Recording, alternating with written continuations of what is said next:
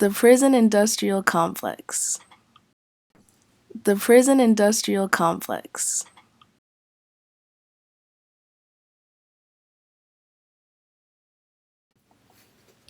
As learned in class, the U.S. has a mass incarceration problem. In 1970, the prison population increased by 400%, but it keeps getting larger. The inmate population increases by 50,000 to 80,000 people every year. The state of California holds more inmates than France, Great Britain, Germany, Japan, Singapore. As learned in class, the U.S. has a mass incarceration problem. In 1970, the prison population increased by 400%, but it keeps getting larger. The inmate population. So what are we getting at?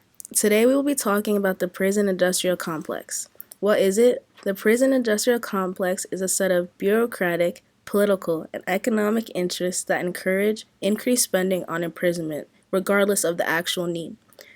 Prisons are treated like businesses than anything else. There's no cheaper labor than prison labor, so there will always be a market for it. Inmates can be forced to work under a threat of punishment as severe as solitary confinement. It increases by 50. When it comes to the history of the prison industrial complex, the foundation of the issue started from the 13th Amendment, which abolished slavery but left a loophole by allowing it as a form of punishment on criminals. 50,000 to 8. For the first 3/4 of this century, the United States incarceration rates remained relatively stable, with the inmate-to-people ratio being 110 inmates every 100,000 people. By the 1970s, the rate began to rapidly climb, later doubling in the 1980s and again in the 1990s. A Atlantic article issued in 1998 had it being 445 inmates for every 100,000 people, and for adult men, 1,100 inmates every 100,000 people. I looked up a recent article published by the Washington Post in 2015 that stated that the current ratio is currently 716 inmates every 100,000 people. 80,000 people. The loophole in the 13th Amendment allows states to create convict leasing, which targeted black men after the Civil War. The system basically replaced the old economy of slavery. To put into perspective how profitable the system was, in 1898, some of 78% of Alabama's entire state revenue came from convict leasing. Through criminalization of black people, targeted enforcement of laws, and unfair sentences, convict leasing was made up almost entirely of black men. Even though crime has gone down in the last 50 years, incarceration continues to rise. This is mainly due to the war on drugs in the 80s and 90s, which again targeted communities of color and fueled disproportionate sentencing. Every year. Black and Hispanic people make up 25% of the population, but almost 60% of the prison population. Currently, prison serves as primarily as a source of profit for states and companies instead of rehabilitation. Many states' schools have contracts signed with correctional agencies that use prison labor to manufacture goods, including UMD. Furniture found in UMD dorms, buildings, and libraries is made from exploitative labor. Prisoners are paid few cents an hour while companies make millions of dollars off their labor. Prisoners don't have any protections, don't have a right to unionize, and cannot vote to create change. Private prisons are when people are imprisoned by a third party that is contracted by the government. Almost 10% of the prison population are held in private prisons. Private prisons are for profit. An investigation done by the Department of Justice in 2016 found private prisons are much less safe and clean than other federal prisons. Private prisons, like state prisons, contract with companies to provide cheap labor.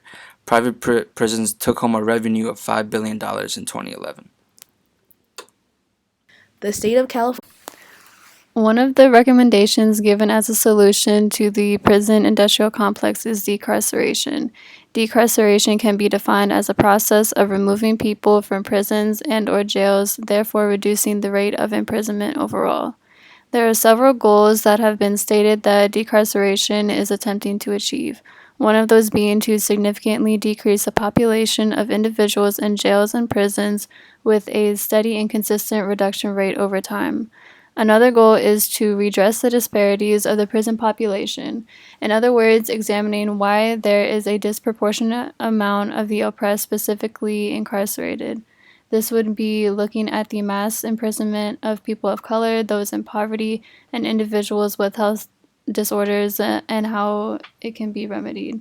Lastly, decarceration is aimed to increase the public safety and the well being of those in society.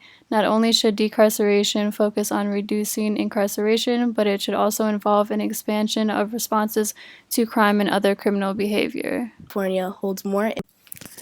In the process of moving from mass imprisonment to decarceration, there are steps that have been presented to achieve this. First and foremost, it is necessary to reevaluate the function of incarceration and what its intended use was instead of utilizing it as an automatic response to crime.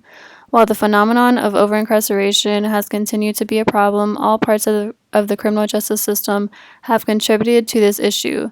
Therefore, it is crucial that they all are actively participating and supporting new ideas like decarceration to solve this issue. Integrative approaches to policy and practice intervention should also be identified since decarceration is not solely focused on reducing the prison population. Therefore, multidisciplinary approaches should be considered and the knowledge gained from empirical evidence should be applied to address the problem. Inmates than France. The prison abolition as a resolution. The prison abolition movement is a movement for activists that are fighting to reduce or eliminate prisons and replacing them with systems of rehabilitation that don't focus on punishment and government institutions. Abolitionists have two objectives. Given the responsibility of public safety to local communities, redistributing government spending from police and prisons to invest in housing, education, jobs, and health. The prison abolition movement has been an important movement for decades with leaders like Angela Davis, the 1960s communist firebrand, and Ruth Wilson Gilmore, the subject of the New York Times Magazine in April.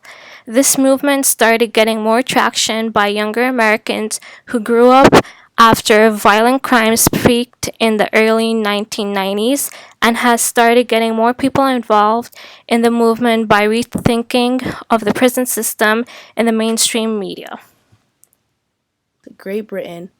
Abolishing prisons. The argument people have in support for abolishing prison is that they believe that locking people up does not provide proper housing, proper mental health treatment, living wage jobs, or makes us safe in any other way.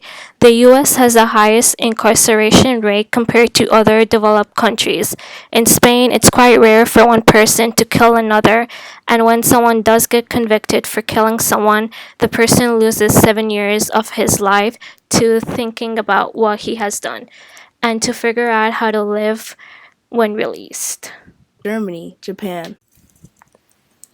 Davis discusses that imprisonment for women are higher and continues to grow rapidly. The author also discussed that imprisonment depends on race.